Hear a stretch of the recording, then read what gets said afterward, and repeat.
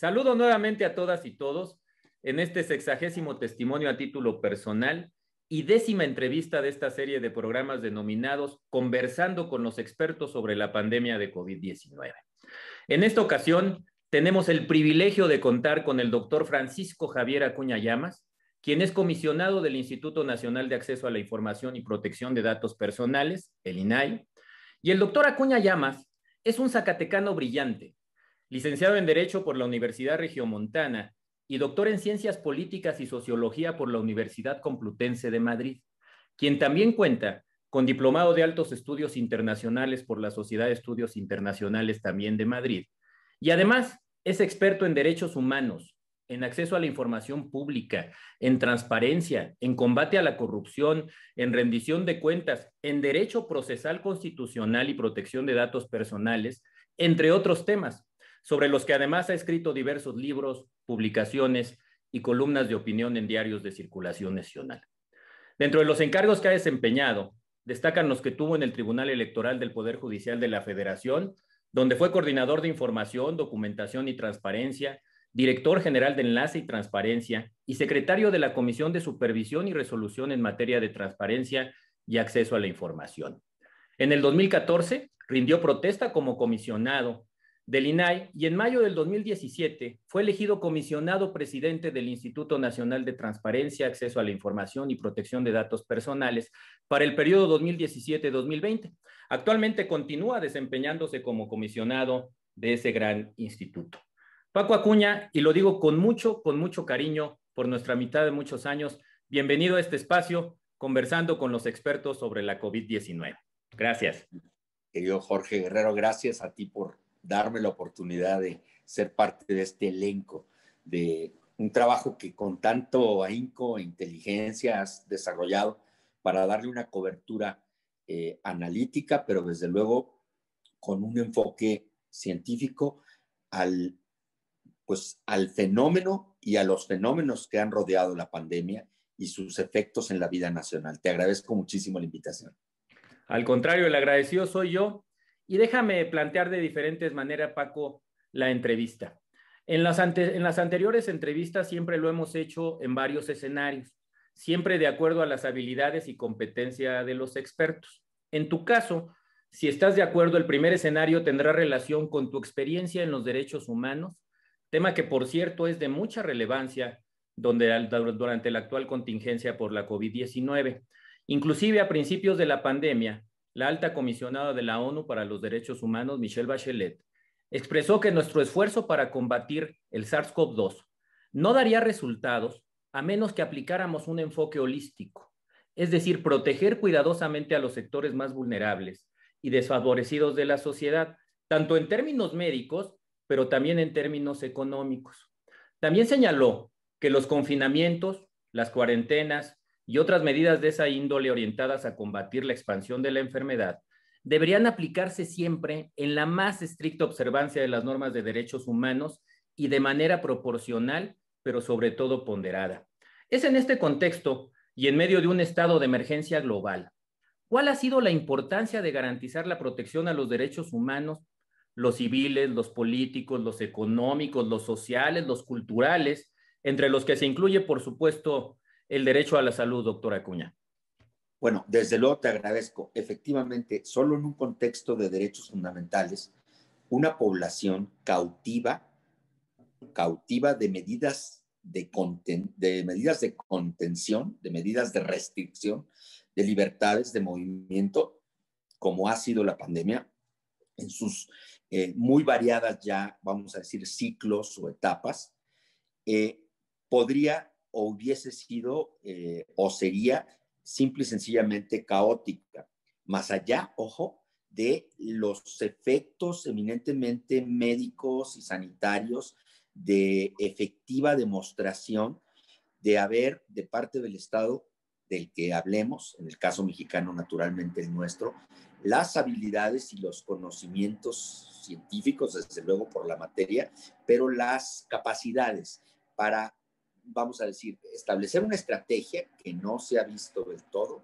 y para darle, con base a esa estrategia, ritmos ritmos, a las contenciones y a los sacrificios de incomunicación o de restricción de libertades de movimiento, así tal cual lo digo.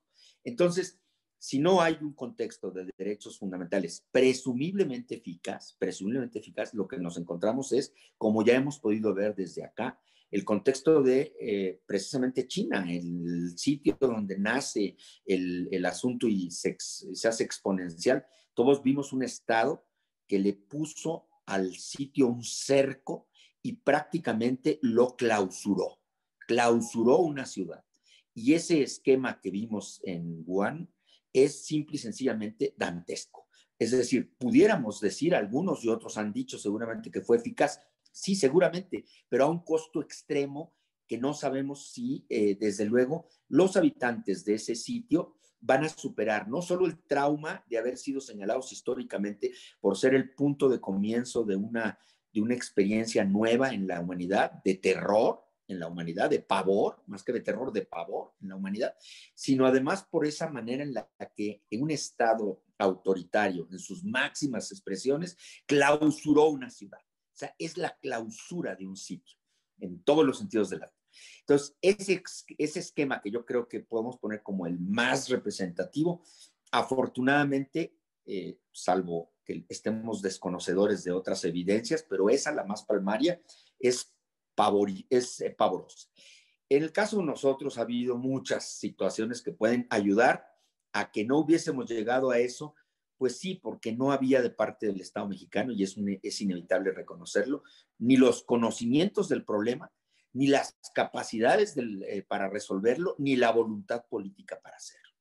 Entonces, pues el Estado mexicano, a diferencia del caso extremo de un Estado de libertades mínimas y además moduladas de manera autoritaria o restringidas de manera autoritaria, que es el caso chino, que es donde origina el asunto más representativo. Tenemos un cóctel de soluciones que tampoco llevan a la salvaguarda de derechos, porque el derecho a la salud es un derecho aleatorio. El derecho a la salud es un derecho aleatorio porque podemos nacer con salud y perderla súbitamente, y vaya que se lo digo a un médico, o podemos tener una salud, vamos a decir, bastante comprometida y sin embargo, gracias a una intervención médica oportuna y veraz, poder alcanzar una salud, vamos a decir, bastante óptima o por lo menos estable, ¿no? Entonces, cuando se ponen en un diagrama de competición o de concurso, el derecho a la salud de una población en general está, en este caso, obligadamente el Estado a manejar dos variantes que son las que nos han permitido a nosotros como INAI intervenir en el asunto. Uno es el derecho a la información para que la sociedad tenga conocimientos que le permitan tomar medidas de precaución, de autocuidado y de también buscar satisfactores, como en este caso es la atención médica que pudiera requerirse. Cuando se viene una epidemia y se instala, y hay, como lo hemos visto y no lo hemos podido dejar de ver, porque además sigue este misterio extendido de este hecho desconocido y que nos va a marcar de por vida como sociedad, ya lo decíamos al principio, tenemos que tener certezas. O sea, el derecho a la certeza es lo que hace que un ciudadano pueda tener al menos la capacidad de asimilar la tragedia, el negativo que se viene, el peligro y el riesgo. Entonces, ahí está un derecho fundamental como el derecho a la información, que es el que tutela el INAI, por un lado, y por otro lado, el derecho a la vida privada y a la privacidad, que es el que también tutelamos y que nos hizo avanzar con una serie de manifestaciones de exigencia en el contexto público. Entonces, yo quiero cerrar con esto. El concepto de los derechos humanos son los dos que el INAI tutela, y son las dos caras de una medalla o de una moneda a veces, porque efectivamente la privacidad se volvió para algunos pragmáticos de la solución de emergencia y emergencista de lo que importa ahorita es asegurar que naturalmente no se contagie más gente, lo cual es absolutamente entendible, pero eso no deja de reconocer que en un estado de derechos, en un estado de libertades y derechos, todos los libertades y los derechos admiten a comunicarse de tal manera que encajen para que la sociedad nunca pierda todos los derechos y nunca haya un ciudadano que por máximas, en este caso de emergencia o de pragmatismo absoluto, llegue a verse también, vamos a decir, en la impotencia o en el abandono del Estado. Yo creo que el Estado mexicano no ha dado certezas sostenidas sobre el asunto. Hubo además negacionismo, un negacionismo que ahora en Europa el asunto es ese, que hay negacionistas que traen un discurso distinto, dudan de la enfermedad y traen un ejercicio de libertades supuestamente enderezados para exigirle al Estado que no les impida y no les exija ni someterse a pruebas, ni someterse a vacunas, etcétera. Pero ese es un discurso que sin duda alguna es un tema de discusión para otro día y en otra mesa.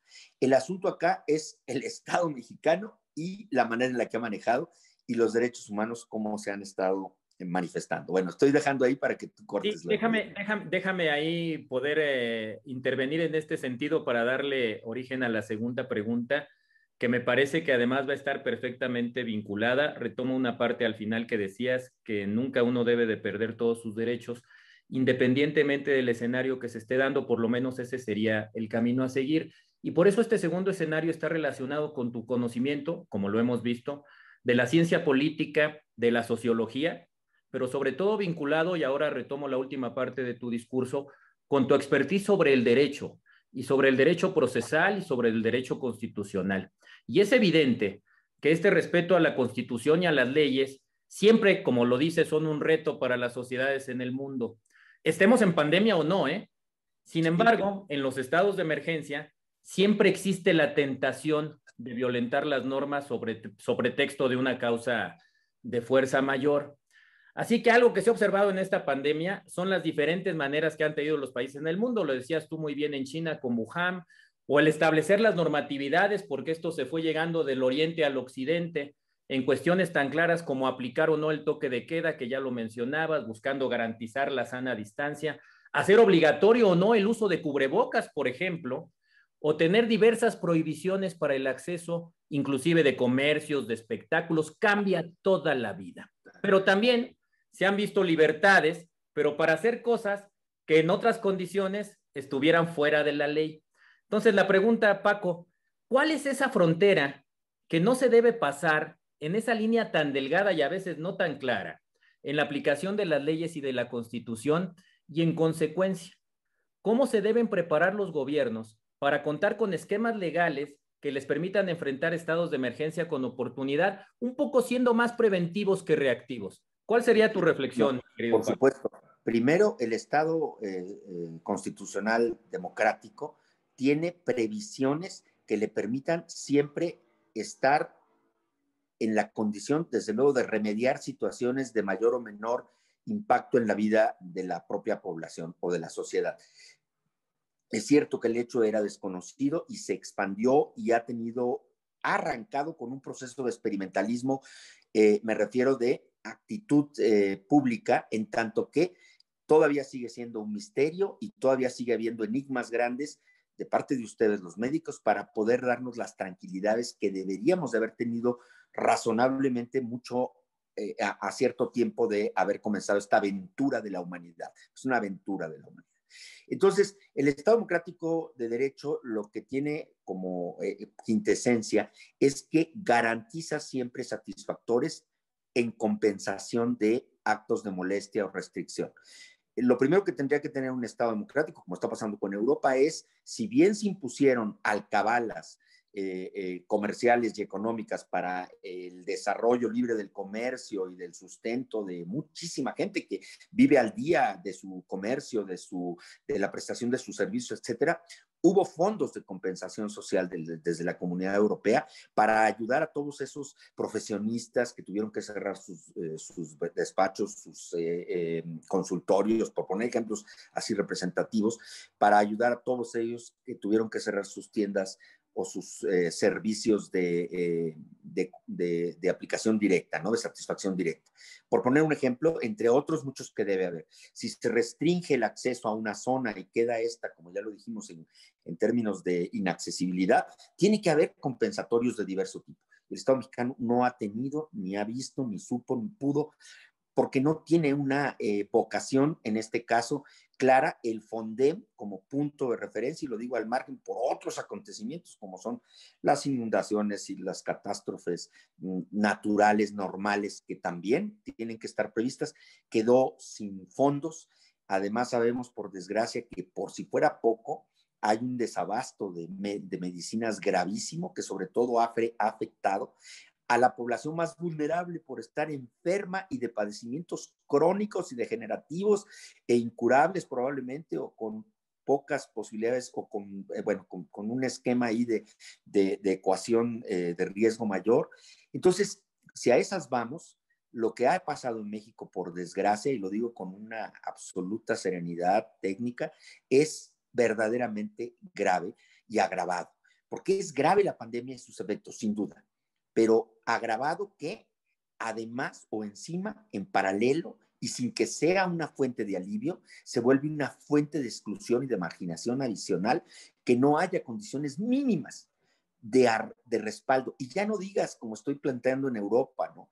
Que se te venga de parte de la Comunidad Europea un cheque para que te garantice que lo que no pudiste vender o comerciar o atender desde tu despacho o consultorio, sino que acá el problema es que estás encima además enfermo de algo distinto a lo de la pandemia, que te hace más vulnerable a la propia pandemia, pero que además no tienes manera de encontrar remedio. En la primera etapa, y cuando los hospitales de COVID se volvieron hospitales principales del país, que esas cuestiones que solo ustedes lo saben mejor y yo soy un lego en esto, pero sí lo puedo decir, hubo de por sí un desplazamiento a la atención de todos los pacientes ordinarios. Los pacientes ordinarios con problemas ordinarios en tratamiento o en revisión periódica quedaron excluidos por un sentido de emergencia, que tú mismo dijiste. En este momento, la emergencia hace que todas las clínicas, o un 70% o un 60%, no sé cuánto, se dediquen a COVID. Está bien. Entonces, de por sí ya hay un desplazamiento que es afectatorio de derechos y libertades, sobre todo de derechos y de expectativa al derecho a una atención médica oportuna y veraz. Repito, el derecho a la salud es aleatorio, pero el derecho a una atención médica oportuna y veraz, ese sí es comprobable y demostrable en sus efectos.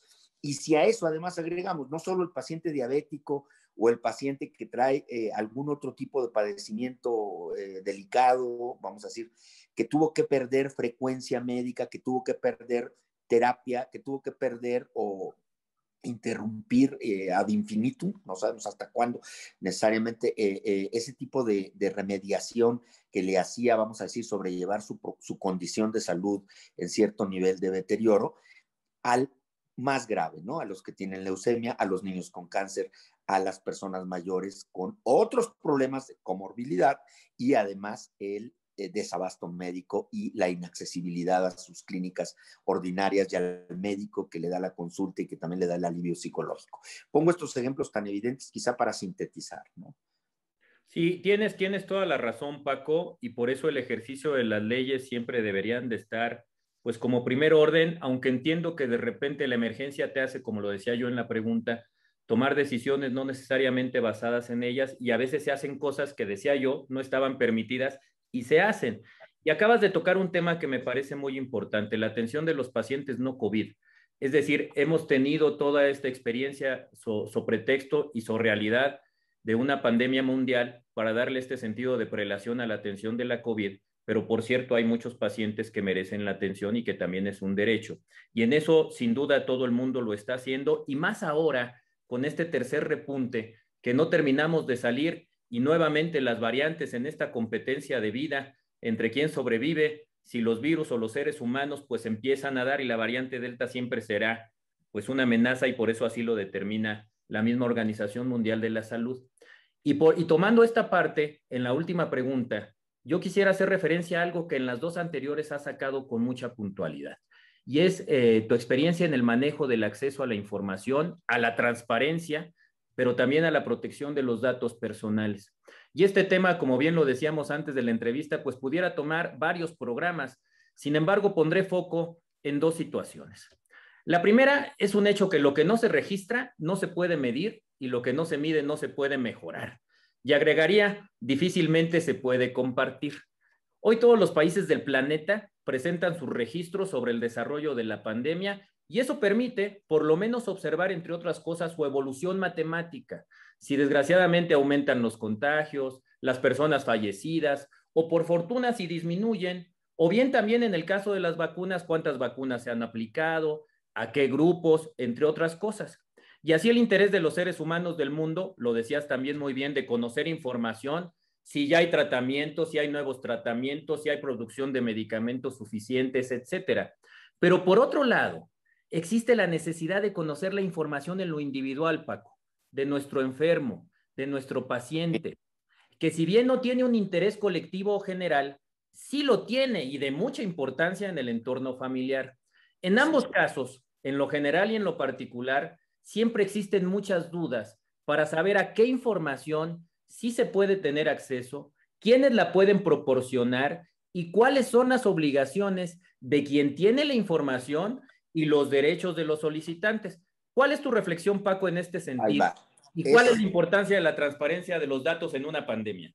absolutamente. Mira, en un momento en el que comienza la emergencia sanitaria que el Estado mexicano determinó el último de abril, el último de marzo del 2020, perdón, estamos hablando justamente el año pasado.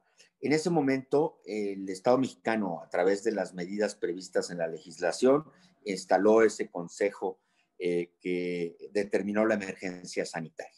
Bueno, en ese primer momento, el caos, el miedo, la angustia y, como dices tú, el pragmatismo de gobernante de tomar medidas y asegurar controles, empezó a generar un lastre en la identificación de personas consideradas los primeros infectados, considerados como le llamaban ustedes de una manera más conocida, el infectado número uno o el origen, ¿no?, de la infección. Entonces, eso es gravísimo, que se ponga el nombre y el apellido de la persona o que se le identifique al nivel de generar respecto del repudio.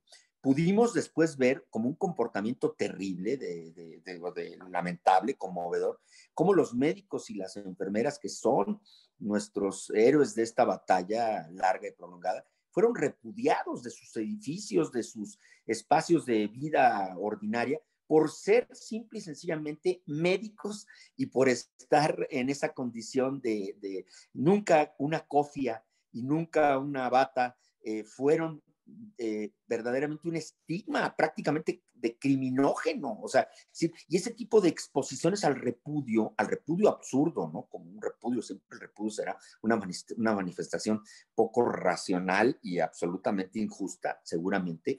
Te pongo poner el ejemplo, ni siquiera ahí en ese caso estaban siendo evidenciados si era el doctor Jorge Guerrero, pero el solo hecho que se supiera que el doctor Jorge Guerrero vivía en tal lugar generaba una persecución en términos de exclusión y de repudio, no solo al doctor, sino a su esposa y a los hijos, por el hecho de vivir en la casa del doctor. Por poner el ejemplo más simple. Y vimos 1000 casos gravísimos de ofensas y de persecuciones al personal médico de todos los niveles, del sector público, pero también del sector privado. Bueno, imagínate tú la identificación y la exposición al primer infectado, lo que esto significa ante un hecho como el que hemos venido viendo, que todavía no nos calma del todo, y al contrario, con las variantes. Bueno, entonces hay que, en ese caso, imponer al Estado. A ver, tú tienes que manejar estadísticas. No es determinante que digas que fue Jorge Guerrero el primero que se infectó, o Francisco Acuña. Lo que importa es que hay una persona mexicana que se infectó y que está en la Ciudad de México, y que por consecuencia se tienen que tomar medidas, pero eso se llama anonimización y disociación de datos. Es decir, no es importante que sea fulanita o sutanito los que están enfermos y ya se reinfectaron, o ya X o ya Y, o ya están intubados, o ya son extubados, o ya desgraciadamente fallecieron. No es importante que sea la persona, estadísticamente todo, mayores de tales a tales años, jóvenes de tales, eso siempre. O sea, la ciencia reclama datos duros para que el conocimiento de la epidemia tenga en su fábrica de soluciones en paralelo, pues, salidas para resolver situaciones. Pero no importa que se diga que es Lourdes, Pedro y Susana los que se enfermaron y no sobrevivieron el cuadro clínico al que estuvieron sujetos, sino el asunto es qué números dan ellos, edades, si tenían comorbilidad, si tenían condiciones X, Y, Z. Y esos son datos anónimos, esos son datos disasociados, que hacen que en ningún momento la cuestión de la privacidad paralice en lo absoluto el deber científico que tiene que estar por encima para darnos a todos tranquilidad y certidumbres, certezas y certidumbres, pero el problema es exponer irracionalmente, ya dije, al vilipendio y hasta al riesgo de acciones tan graves como las que vimos, que supimos hubo en casos de médicos y de enfermeras que por desgracia padecieron situaciones muy lamentables. Entonces, pongo con ese ejemplo quizá la representación. En una colonia en la que se sabe que ya llegó un infectado, en ese momento los vecinos son los primeros que van a estar o que pudieron estar y que estuvieron poniendo el asunto todavía más grave y agravando el problema para esa familia. Vimos miles de casos y se están dando, aunque sea de manera quizá más silente, más invisible. Sí, Paco, y tienes mucha razón, porque creo que el enemigo también en la información se da en esa kriptonita que de repente es la infodemia, ¿no?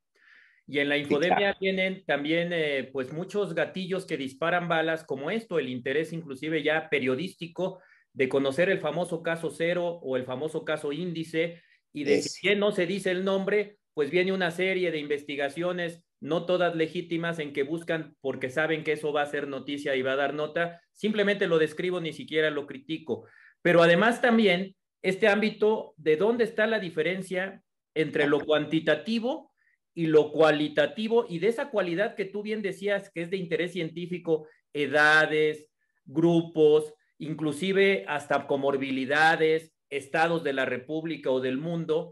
Llega el Claro. momento en donde llegas a la cualidad que no nos importa saber, como bien lo dices, el nombre y el apellido, que además te puede estigmatizar. Entonces me parece de pleno que tu respuesta ha sido más que suficiente en el sentido de lo que queremos transmitir hacia la sociedad, en el sentido también de la corresponsabilidad que tenemos pues como sociedad para poder o no ayudar en este tema tan difícil que ha sido la pandemia. Ahora insisto en este tercer repunte. Pues Y si doctora, me dejaras, adelante, adelante, perdóname, si me dejaras adelante. apuntar una cuestión. En cuanto a la transparencia, nosotros en el INAI, al darnos cuenta la gravedad que esto estaba generando por las medidas del propio decreto sanitario de emergencia, resolvimos, como autoridad garante, no suspender los plazos y los términos para que el sector considerado esencialmente útil en sus funciones básicas. Acuérdate que una parte del Estado mexicano sigue incluso todavía ahorita a ritmos muy bajos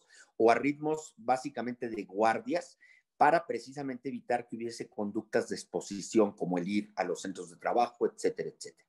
El INAI hizo una disección con base en el propio decreto sanitario y dijo, bueno, si el decreto sanitario dice que sigan funcionando estas dependencias porque son vitales para que la República no se paralice, porque pues, seguimos teniendo necesidades de muchas cuestiones y la vida diaria requiere que no nos podemos ir todos al refugio subterráneo.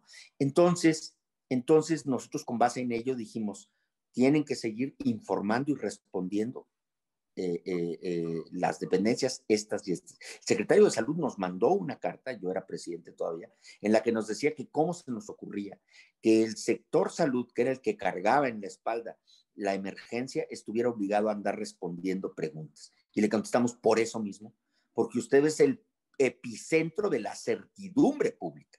Si estamos trepados en sus hombros, esperando que usted nos lleve a puerto, ¿cómo vamos a pedirle a usted que usted no responda lo que se considera una necesidad específica para vincular el derecho a la información con el derecho a una certeza, a certidumbres? Es que nosotros declaramos todas las tardes en su conferencia, pues sí, pero esa es una declaración que no quiere decir información necesariamente. Esas son sus discursos sobre lo que ustedes consideran que está pasando, pero requerimos información que les pregunte con eficacia las dudas razonables que tenemos que tener como sociedad. En una sociedad democrática y de derecho, lo que diga el gobernante no es decreto, es una explicación que quiere dar, es una visualización que le quiere dar al asunto. Entonces, este punto tuvo que ver mucho con disquisición y fuimos poco comprendidos o muy mal vistos, diciendo que habríamos sido incautos o habríamos sido ojo, que nos quisieron señalar que podríamos estar poniendo en peligro a las personas para que por ofrecer información se pusieran en peligro. Dijimos, de ninguna manera. A ver, la información que se está pidiendo en una situación de este tipo es información digitalmente disponible, porque en este momento nadie está pidiendo que vayas a buscar el Pentateuco que está la réplica del Pentateuco que debe estar o puede estar en alguna bodega del Museo de Antropología e Historia. En este momento nadie está pidiendo cosas o no es dable dar ese tipo de cosas. Te estamos pidiendo información oportuna, urgente, que la tienes en la mano porque todo ya se desarrolla digitalmente y solo lo que tienes que hacer es enviarla vía correo o buscarla vía digital para hacerla llegar.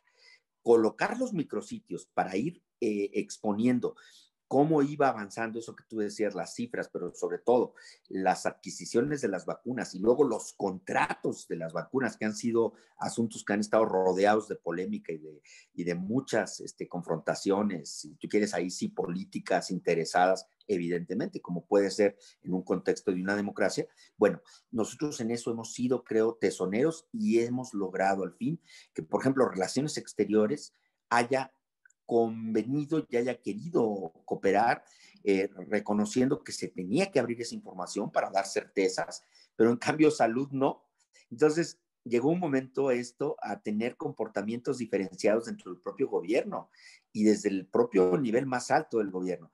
Un secretario de Relaciones Exteriores que ha reconocido y abierto hasta donde lo permite, porque también las compañías farmacéuticas se opusieron radicalmente a que se conocieran muchos detalles y no solo las fórmulas, que son absolutamente entendibles de la vacuna y otros elementos eminentemente técnicos de su desarrollo, ¿no? Como patente científica y naturalmente con un efecto comercial indiscutible. No, sino incluso precio y otros elementos, porque tienen conexión y pueden revelar el otro. Pero mejor Relaciones Exteriores abrió versiones públicas que el INAI le ayudó a construir para que se pueda conocer más y mejor detalles sobre las componentes de las vacunas y por qué se consiguieron más de una o de otra o cómo es que se están negociando, etcétera. Y en cambio, el sector salud en eso ha sido el más, vamos a decir, reservado y el más cauteloso, para no llamarle de otra manera, a la actitud que hubiese sido muy saludable, que hubiesen ido de la mano conjuntamente como parte de un gobierno. Entonces, te puedo decir que hay muchos ejemplos que permiten valorar y evaluar, porque la pandemia está siendo todavía un asunto que estamos asimilando con mortificación, con temor, con limitaciones, pero llegará el momento en que también haya el libro blanco del manejo de la pandemia. Y ese libro blanco del manejo de la pandemia va a revestir muchas situaciones y va a revelar muchas limitaciones y incapacidades que no tendrán explicación satisfactoria, naturalmente. Fíjate, Paco, que coincido completamente contigo, sobre todo en esta parte de tener certidumbre, porque la certidumbre lo que hace es dar tranquilidad. Y creo que el ejemplo que acabas de colocar de la Cancillería, pues es más que exitoso en ese sentido, porque es una pregunta que además todo el mundo se hace.